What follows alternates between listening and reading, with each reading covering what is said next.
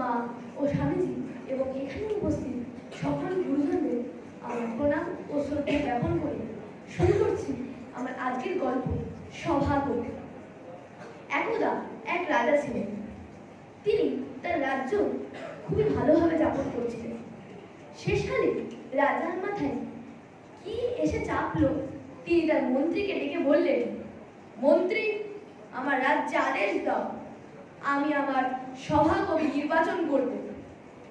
মন্ত্রী তার কথা কিছুই বুঝতে পারে না। তবে রাজার কথা অনুযায়ী তিনি রাজ্যে এই আদেশ প্রচার করে দিলেন।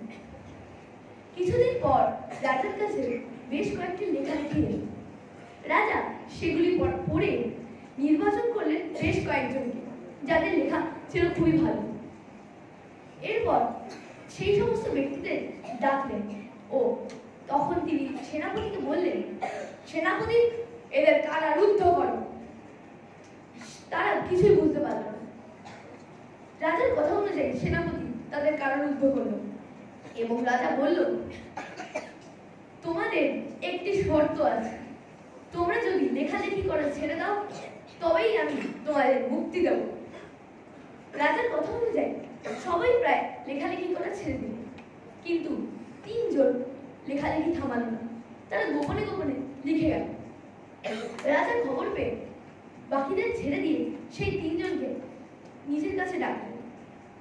তিনি বললেন, তোমাদেরকে আমি ধন দেব, ঐশ্বর্য দেব, ভালো জীবন দেব, তবে একটি শর্তে, তোমরা লেখালেখি করা ছেড়ে দাও। দুজন মেনেই নিল, তবে একজন ব্যক্তি তা মানতে পারল না। তিনি বললেন, মহারাজ, আমাকে যা শাস্তি হয় দিন, আমাকে যেরকম ভাবে যা ঐশ্বর্য ধন সব কেড়ে নিন, কিন্তু আমাকে ওই শাস্তি দেবেন না মহারাজ।